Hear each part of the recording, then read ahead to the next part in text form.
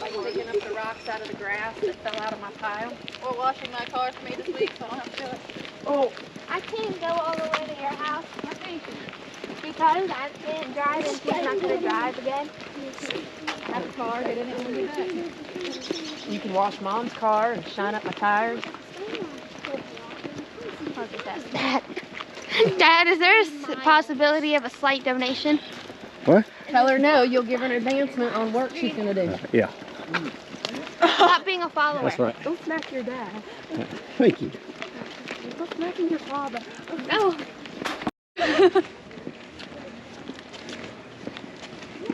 You still gotta go up the stairs, don't you?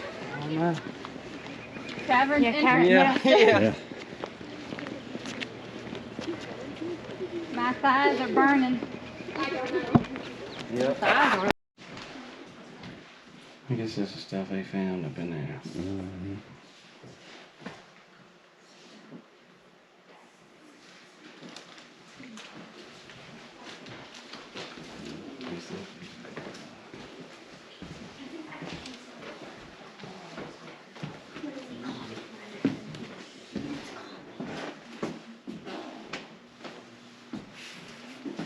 What are y'all doing in here? Y'all creeping around in here?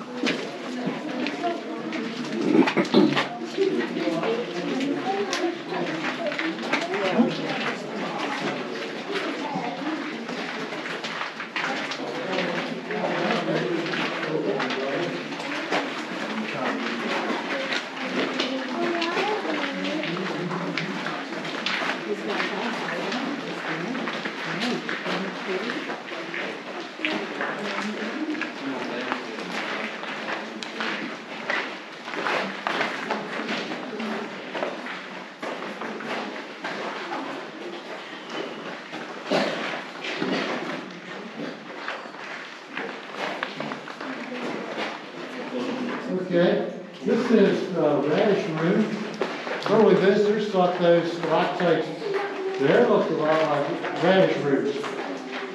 Yeah, the most common formation you have in a cave is a stalactite. They hang tight to the ceiling, so now we remember the name. They look kind of like icicles. They grow down. On the ground, you have stalagmites. Remember, they're on the ground and you might trip over them. Where they combine to meet, you make a column, goes from floor to ceiling. The colors that you have in a cave, white is the pure calcite that most formations are. Usually they'll end up covered with orange, which is cave rust, which is really just iron oxide or clay particles. You also see green a lot in the caves, but that's not a natural color. That's from algae or moss. Spores come in from the outside, often on people's clothing, and they settle on the rock and they continue to grow from the light. So we try to turn the lights off when we're not in that part of the tour. So these are the formations that you see that are common to most caves. This is a limestone cave, and that's what you get the formations there because water can dissolve a little bit of the limestone, and then as it evaporates, it leaves behind the calcite someplace else. Okay, next I'll be talking about what's particular to Grand Caverns.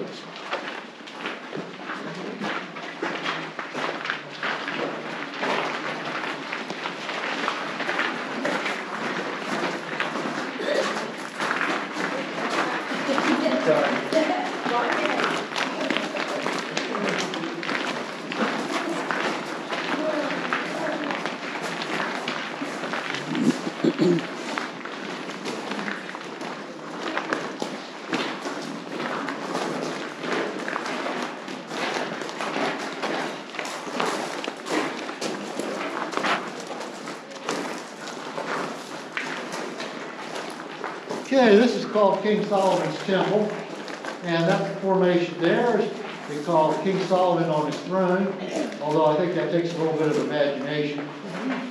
That is a shield formation. Now, shield formations are very, very rare in caves. There are some caves that might have one, a lot have none. Grand Caverns has about 250. And it's believed to be formed with water coming out of a crack, and it produces two plates on each side of the sheet of water. Now another example of a shield is right there, and right there is one that's lost its lower plate. It probably had a lot of drapery there that hadn't reached the ground and blows off. Another thing that's peculiar to Grand Caverns is the vertical rock layering. Rock layers are laid down horizontally. Limestone is laid down in shallow sea, and that's from usually fossilized shells. But after they're laid down, plate tectonics forced the rock layers up, caused the folding, which helped build the Appalachian Mountains as well as the Atlas Mountains in Africa. And in certain places, it may be a Friday, but you see where there's some water standing there? You see some sparkles in the water. That'd be some of the calcite crystals growing. There are also some cave eggs that can be seen under there and other places in the cave. So a question comes up, if you have cave eggs, is there a cave chicken somewhere?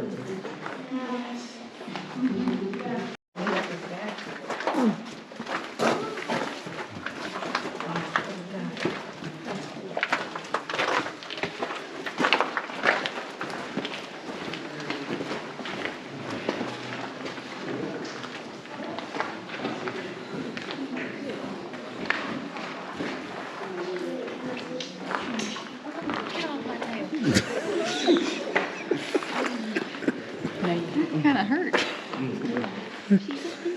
Okay, this is called the bridal chamber, or our most famous formation, the bridal veil. That's actually a shield that grows straight up, and then the drapery cave comes down 17 feet. So some things that might be associated with the bridal chamber. You have two mother hearts right there, and there's some lovebirds. You lovebirds. And you even have a strong mother-in-law. Now we also have our bunny formation there. Oh. Now this is where I can take your three pictures. There in front of the bridal veil.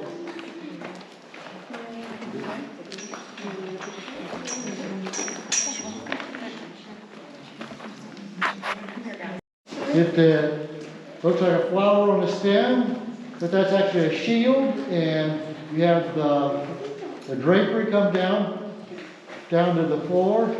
So actually the flower was there before the stem. We have estimates about how tall that is? 13. I heard 30 and 13. 25, 14. It's actually 10.5 feet high. And I can show you from the next room. You can look up at it at a closer point.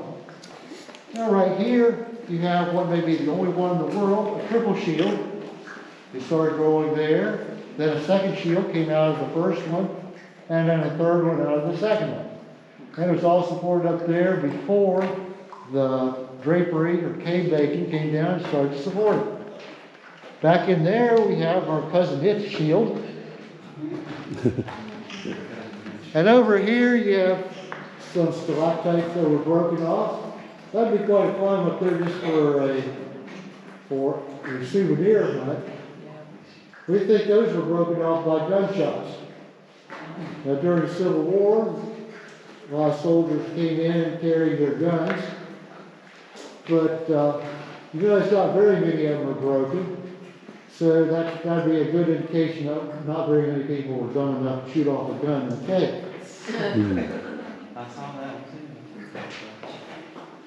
Okay, so let's continue here. But as we go into the Cathedral Hall, I'd show you the, take you inside, show you the cave level.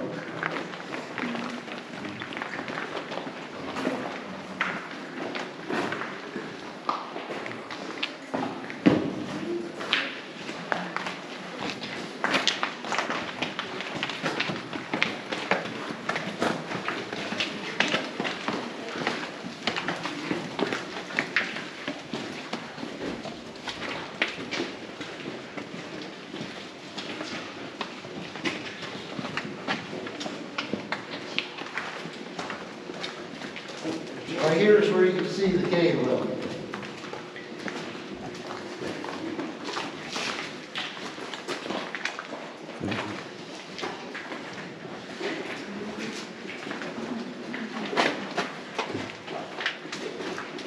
Okay.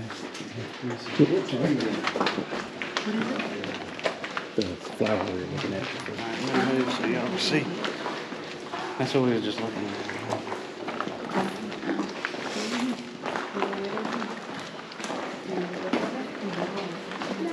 Yes.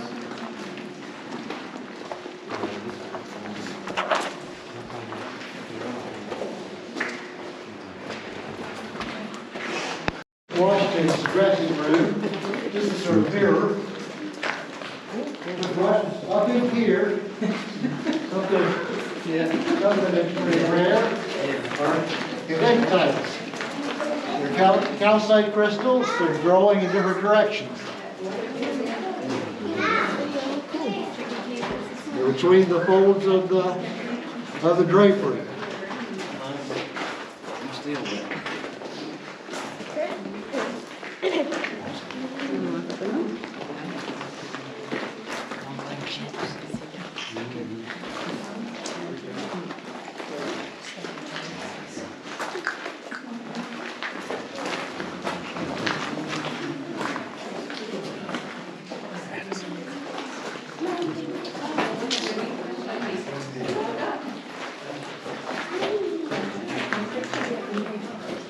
There's a creeper behind you.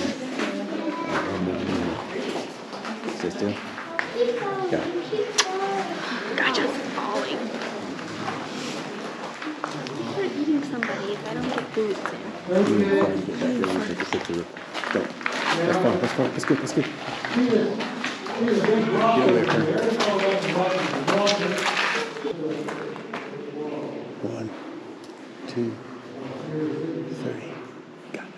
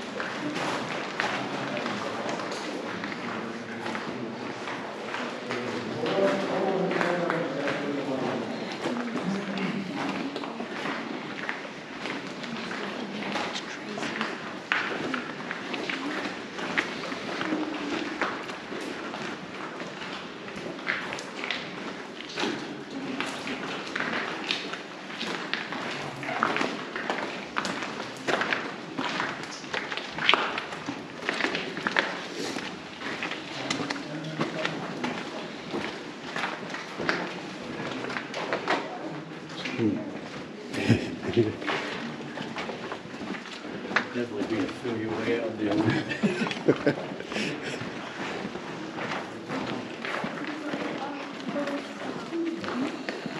Next one, this way.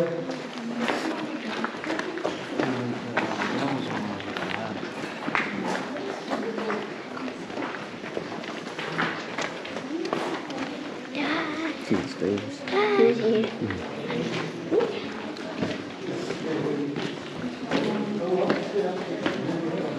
The rock layers are straight up and down. That's pretty rare. Usually they're just inclined. Now you notice where my flashlight shines, if it's sparkly. That's cave bacteria. And you see it on our frozen Niagara Falls as well. It's actually used in the first few rooms, and it's similar to the bacteria used in making cheese.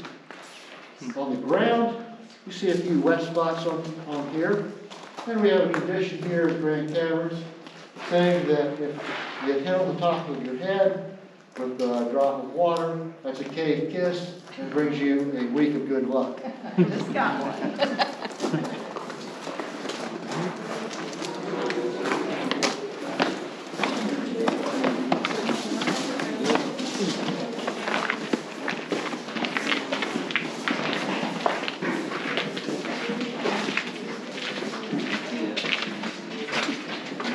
See up there what I'd rather be talking about. Those are soda straws. See them under here too.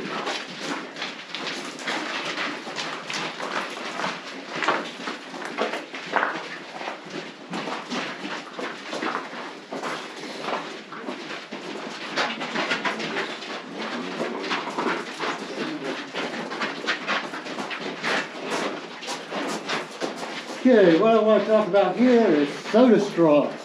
They're baby stalactites. You can see them growing back in there. You in the back can see some that are not only on this ceiling, but the ceiling just above it. They start when water starts dripping from one point, and it forms a ring of calcite around it. And as the water continues to drip, it leaves a little bit more, and it ends up making a hollow straw. And they grow about 1 inch every 100 years. So I'd say that one right there is probably about 400 years old, almost twice as long as the cave has been open. They eventually get clogged, and then they start looking more like regular stalactites. All right, let's come up in here.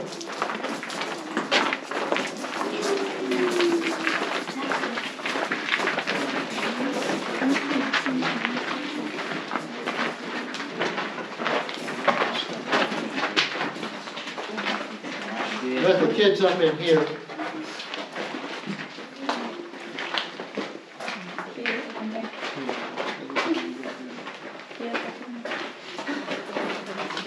Okay, this is what we call our zoo.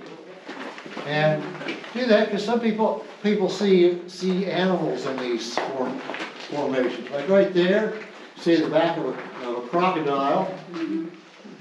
Right there is an elephant. You can see its ear and its trunk hanging down. We have a giant clam right there. Right there you have a flying bird. There's its head and its wings.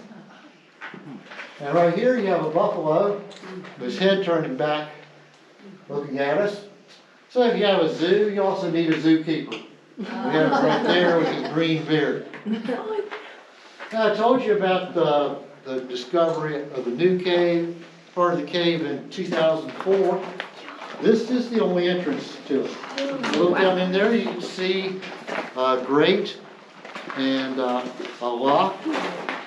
But it goes down about 15 feet, and then you have some crawl passage. It takes cavers about 45 minutes to get through, including that one spot where it's only 10 inches high. Now the story of this discovery is in 2004, we brought in some cave mappers to help remap the cave for our 200th anniversary. So they were here, they had a dog they just adopted, and it started sniffing around here. They thought it might want to do its business, most in the business of discovering new cave. And so the cave mappers had not only the developed part of the cave, but something that more than triple the size of the known passages. So that brings our cave passage distance up to 3.8 miles. It has some rooms that are bigger than anything we have on the developed part of the cave, but the difficulty in getting to them means we can't get to them. All right, well, let's. We got a question over here. Okay. What? Okay, Water bacon. dripping down there. That's where it's wet. You see, it looks like that. Well, mud is wet ground. Ground is often a lighter color than the mud is. Okay, let me.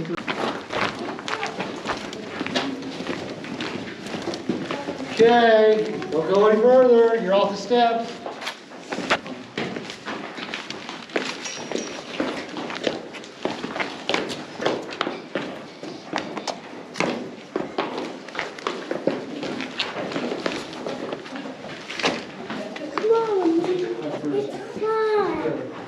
Right here.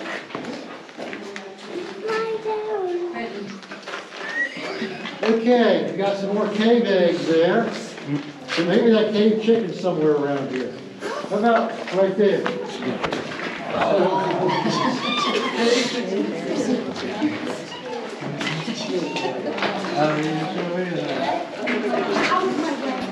Here. Now, if you'll notice as we go along here, this is the path that the tours back in the early 1800s would take. This was before some of these passages were carved out, and they didn't have electric lights, so they had to duck to get through that.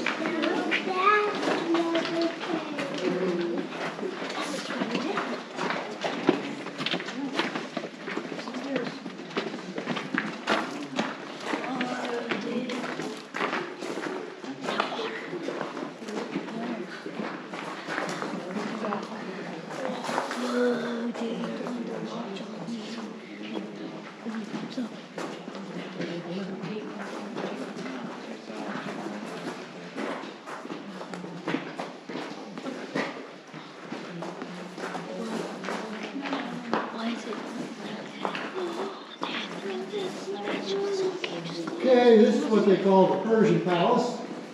People, early visitors, thought that these drapery formations might have Persian rugs. Drapery formations are like stalactites, and they grow from the ceiling, but instead of forming icicle shape, they form these sheets. Right here is our Liberty Bell formation, and it's got its own crack there. But that's a shield, and that has lost its lower plate. Now down below us, you have our chapel.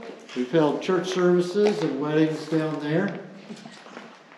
And this formation here has been known as a pipe organ, but if you're down there, some people say it looks like a Chinese dragon. Now over there was some extra seating that was carved out for the chapel. Those aren't actually steps going somewhere, but the trail from the early 1800s is, you can see it going back over there, and I can show you where it comes into the next room.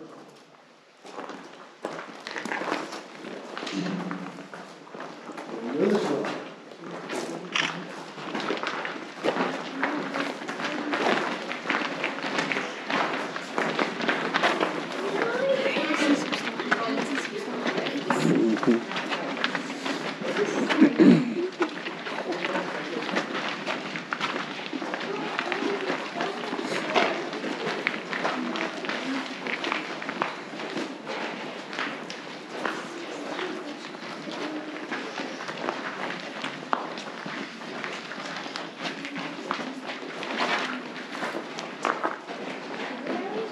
Okay, this room is known as the ballroom. Starting in 1839, they held dances in here. This was 50 years before they had electric lights, so they had it lit with about 2,000 candles. They had musicians set up back in there. Made for good acoustics, could be heard across the room unless the crowd was too rowdy. All we have left now is a rock band. Now the cost of the dance was $1. We'd get 3 people in, a lady, her date, and her escort.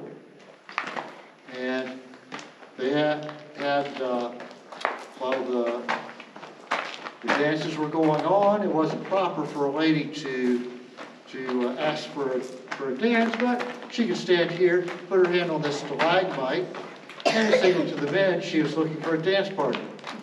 So this is known as the hitching post. Okay, back over here, you can see a natural shelf that could use for putting refreshments on. Over here is where the path came down from the chapel. They would have the congregation of drinks. So back over there was the ladies' dressing room. So by the time the dance people would have had a chance to get back here on that path, they would have had their clothes soiled. So the women were only wanted to have their best dresses, so they carried them along and changed back in there. There's enough room for about 3 to change at one time, and some of them have left their signatures back there. Now right here you have a reflecting pool. This is built in the 1970s. If you look down into it, you can see the skyline of New York City. Now this was built in the 1970s, and we brought in water from other parts of the cave. If you're going to take a picture of the reflection, I'll warn you, the flash will wipe it out.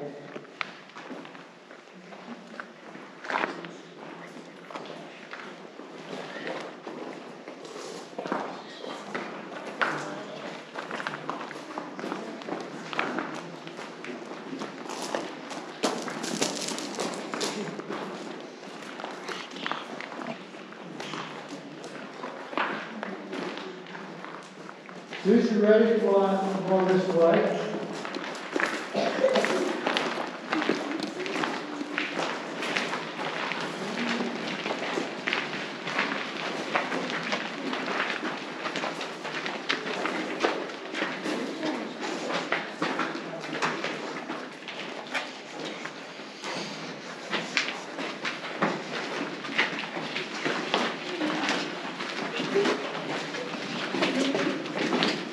Those of you over here, so watch the head. Watch your head.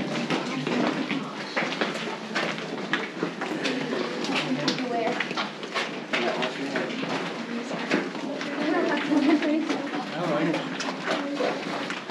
That's awesome.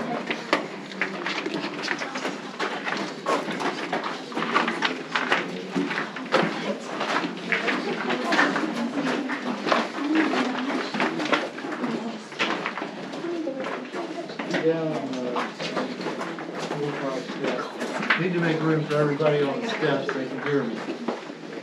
So we're looking in over here, so don't want to be far.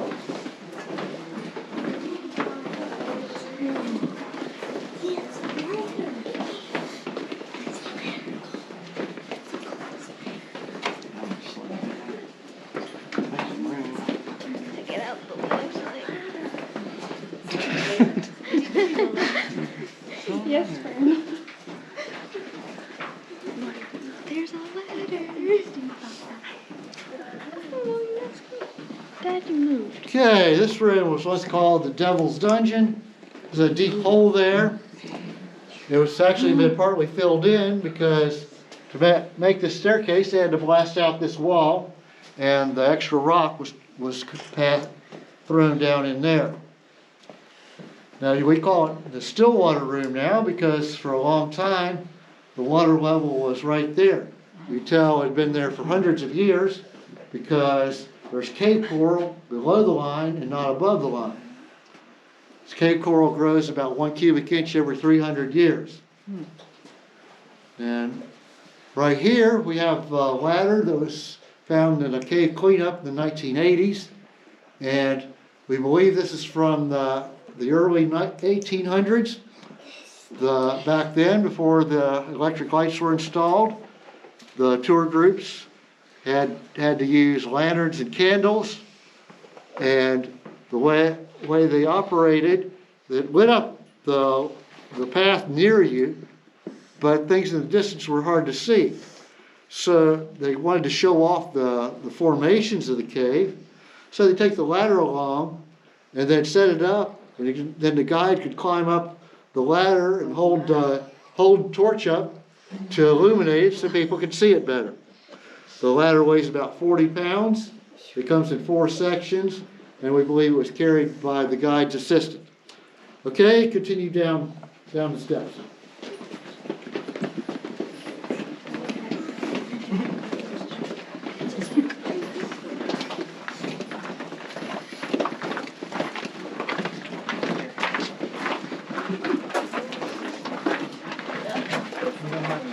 Close ceiling here.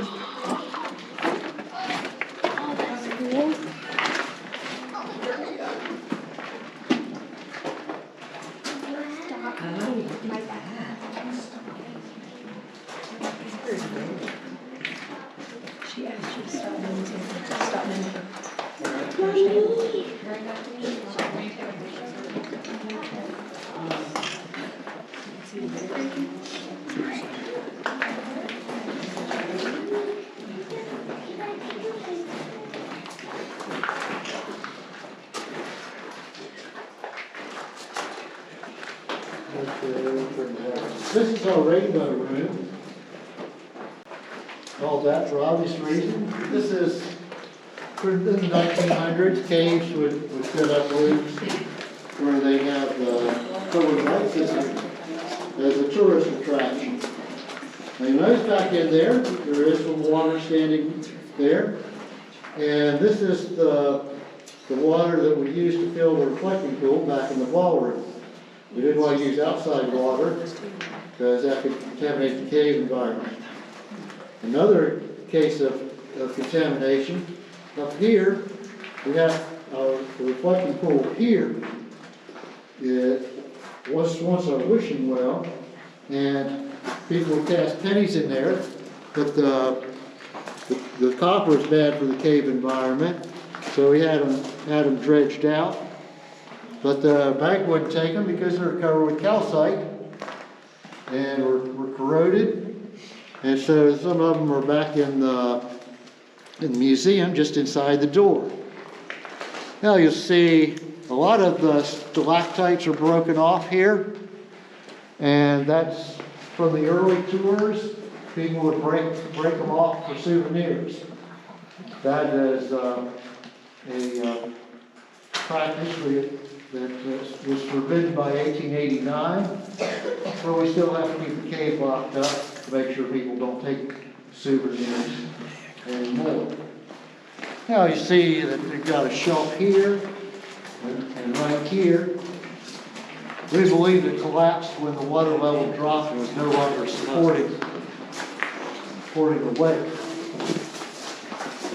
All right, let's go to the next one. I got proof.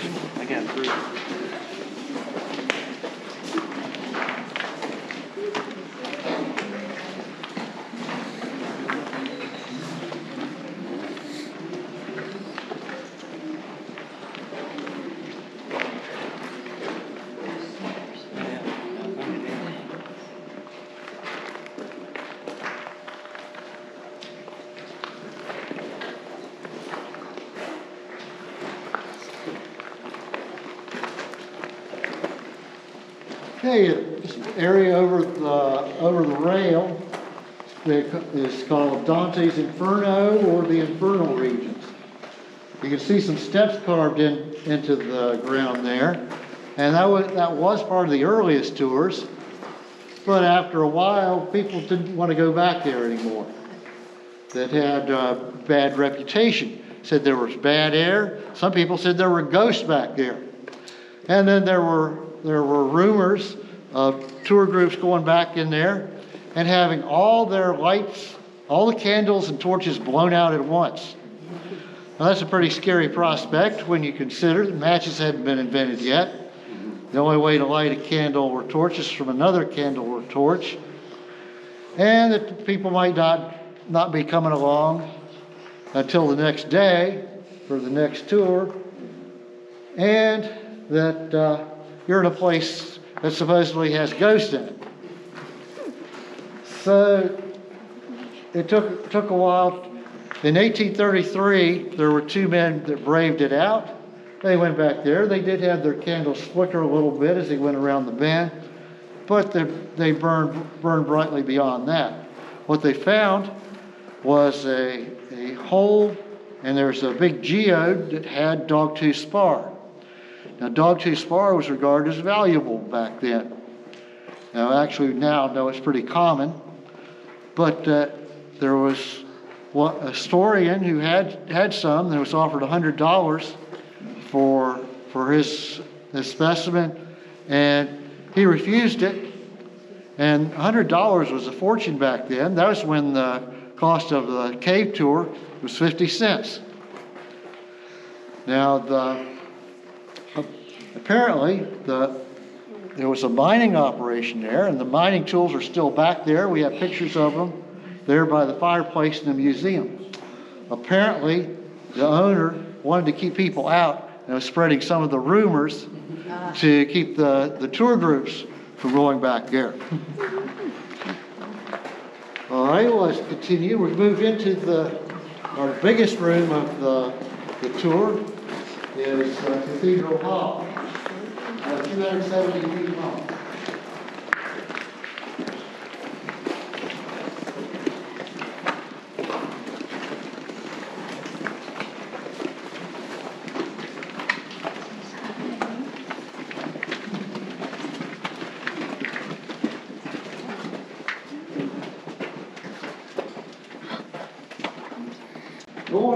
Go on down there so we have everybody room for that.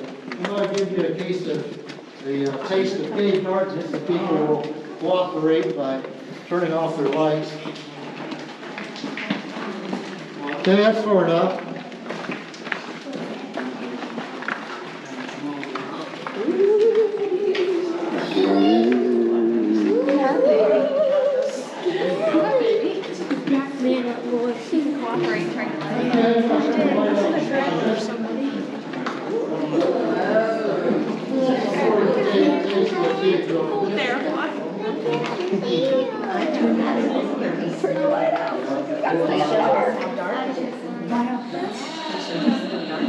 My hair. It is totally dark. You don't have a light. Keep my hair.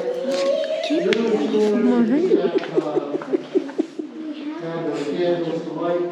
But you can imagine, as they came down here, it's kind of scary that you notice there's a ghostly figure down there. Well, that George Washington's ghost, our first president, that died just 5 years before the Put that line on. and it reminds people of a statue.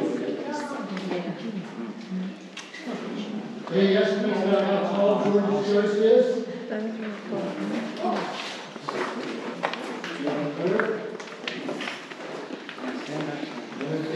Let's go down and see.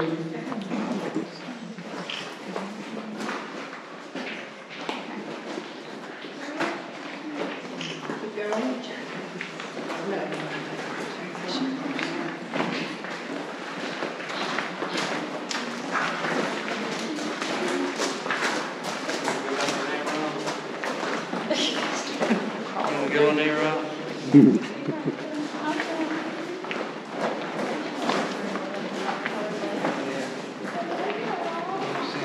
monster on it.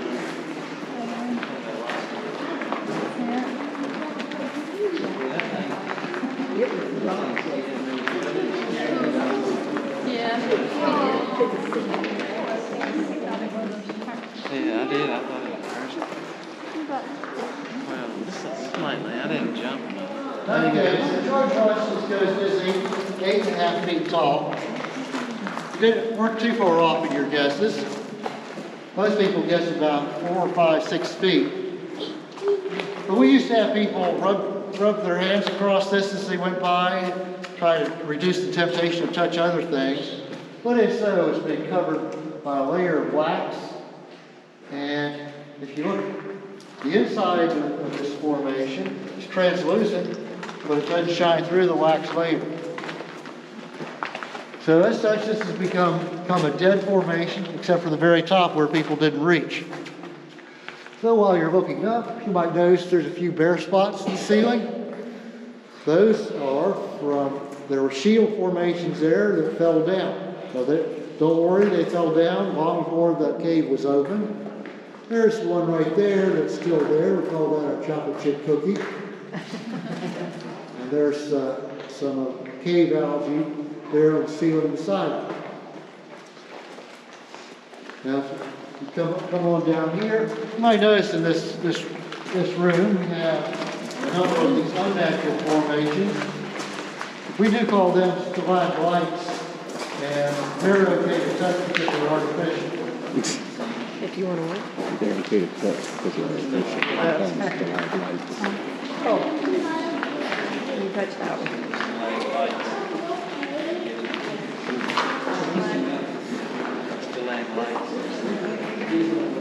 I did, yeah. I heard water dripping or running. All right, we're looking at this over here. Come on in.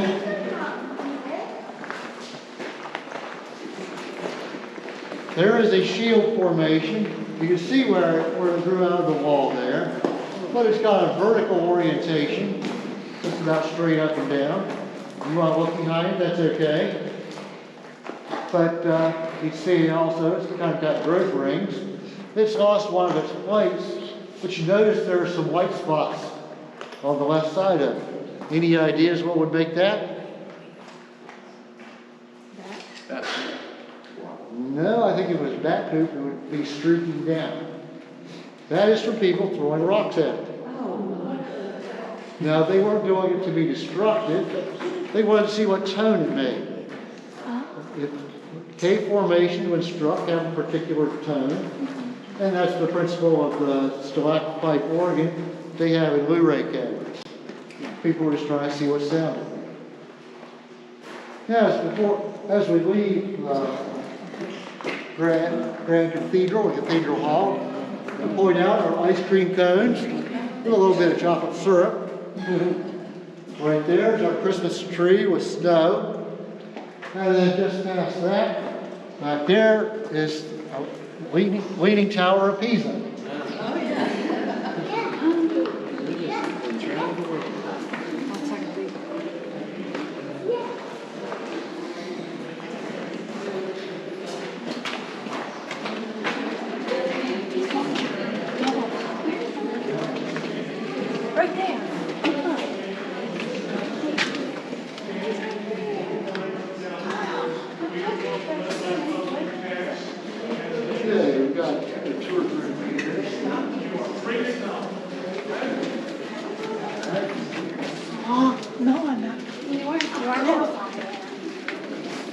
Fancy seeing you here.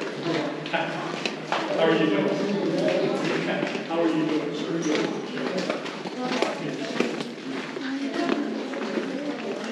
Large room? Yep. Fairly large. We're popular today. Come on down in here. Hi, folks.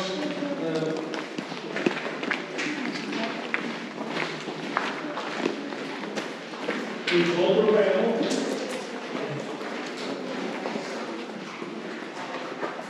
Very careful.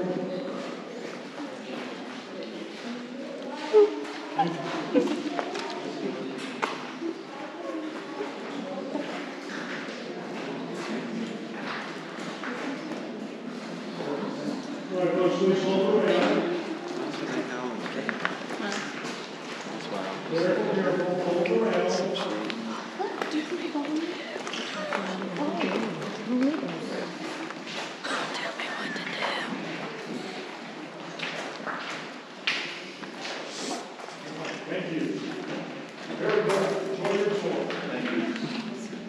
Okay. This area is known as Jefferson's Hall, named for our third president, Thomas Jefferson. We don't know if he was actually here before his death in 1826. What we do know is he visited this hill and went in a cave. Madison's Cave is just 200 yards to the north of here. And he drew a map of it, which is the first map ever drawn of a cave in North America. Things to note here are the Capitol Dome and the American Eagle. Now, the early tours were believed to have lasted about 4 to 8 hours. Can you imagine going out there, the trails were they came on. They would have been pretty tired by the time they got here. And they could have rested on these stalagmites. And there they could have carried their own lunch and eaten that. But we would have provided some nice, refreshing cave water. And we had a container of it right there. Now you notice that there's water dropping into it every 2 or 3 seconds. So if you really want a cave kiss and you haven't had one, all you have to do is hold your head over there and you won't have to wait very long. We have part of the original room right there. The other half of it is back in the museum, just where we started the tour. You see some cave algae is growing in it. As you come by here, watch out for Headache Rock.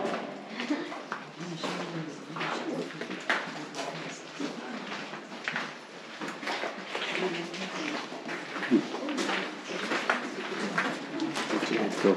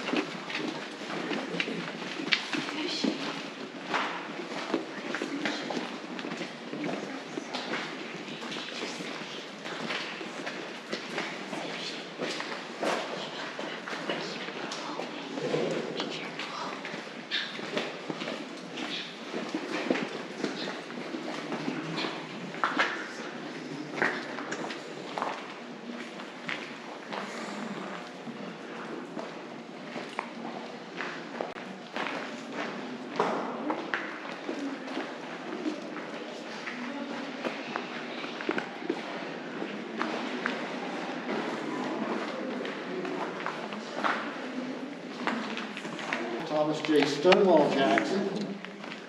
In 1862, in June, he had just won the battles at Port Republic and Cross Keys. They're each about 5 or 6 miles north of here. And after that, he and his men were camped by South River, where the bridge is that you come into the park. Now, the men wanted to tour this world-famous cavern, which is so close by. Grand Caverns did continue to operate during the Civil War. And so, in fact, it was toured by both Union and Confederate soldiers, sometimes on the same day. But the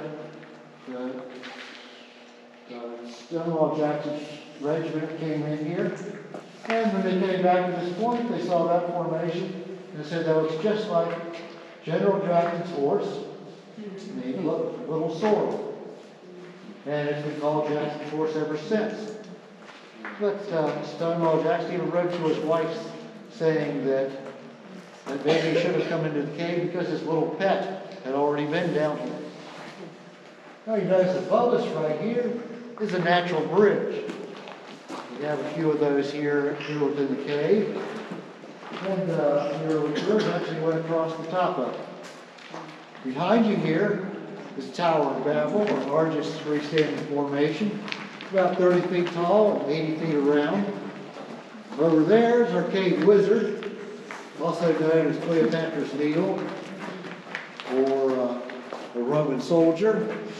Now if you come in over here and stand, and then you look up, you'll see our highest ceiling, which is about 100 feet up.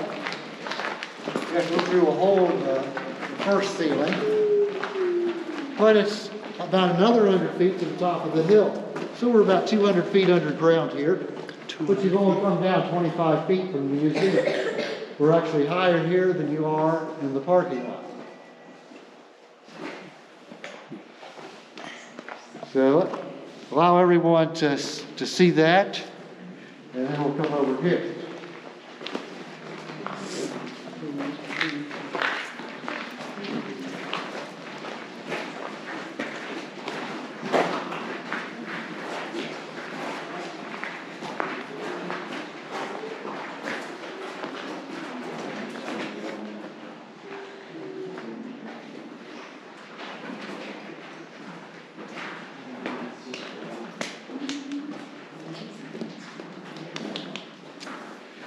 Okay, this is called the shield room.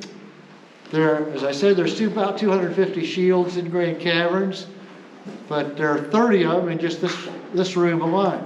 You see a prominent shield there, and some back in there. Right over here, you got at least 5. Got one coming down here, one growing out of that. You've got a big one there, a smaller one there, and one right there. You see some more back over there. Now over here we've got one prominent one. That's been called the jellyfish, the continent of Africa, or the profile of Christ. The latter might be suggested by the nativity scene at the foot of it, or the praying hands over here. They've also been called oven mitts, and this is sometimes called the pie. There are soda straws on that are growing at a pretty fast rate. That's faster than an inch per century. All right, we're almost near the back of the cave. We've got a few more things back here to see. Including our moisture shelf.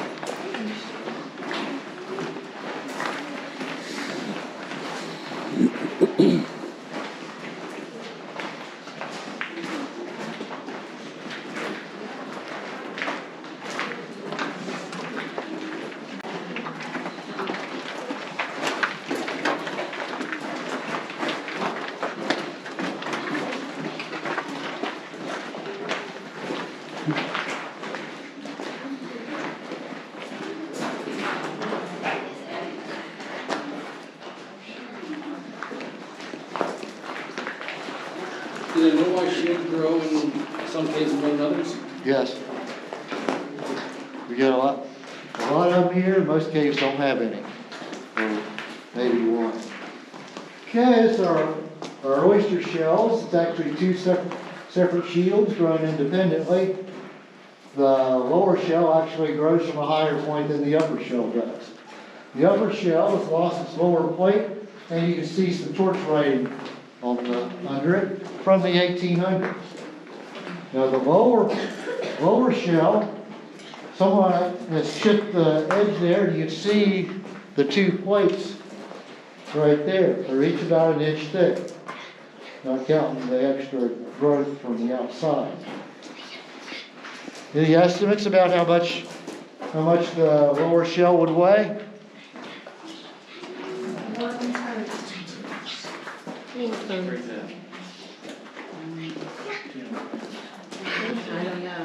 Most of your estimates are a little bit on the high side. It's 1 ton. Okay, you notice there's a crack in the rock here.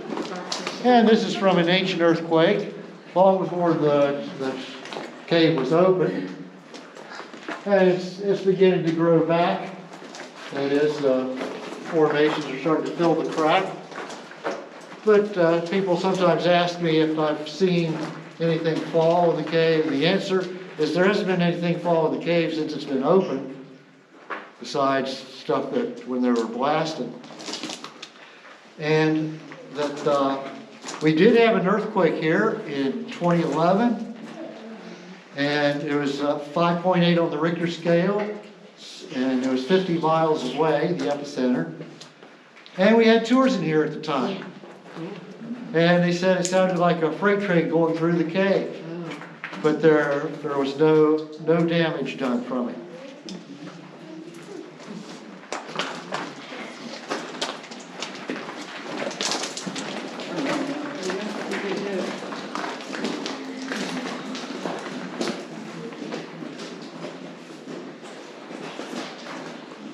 Well, this is as far back as we can go. Right there you see our thermometer. It's always 54 degrees, winter or summer. Now 54 degrees is our climate average. If you go a little bit further north, like in Pennsylvania, the cave temperatures are 52 degrees. And if you go into Tennessee, they're about 56. Right back here was a passage we have rocked off. But in the early 1900s, some men tried to explore back there, hoping to find a connection to Fountain Cave. They were off by about 700 feet, but they were only 23 feet away from the new section. Over here, you see some cave snow, sparkling as calcite crystals, and they formed just from water flowing over it. So this is where we have to turn back. Any questions at this point? All right. Well, a lot of the times, when I clean up, sometimes I see dust coming straight up from the street. Yeah, that's when you see your light. You sometimes see your breath.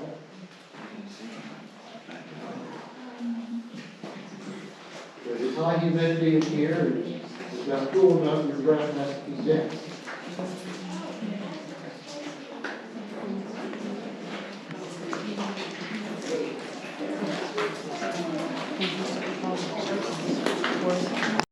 I could really use some help picking up the rocks out of the grass. It's not really hard work. Look at the daisies. Aren't they pretty? Or they're not daisies, but still, they're pretty.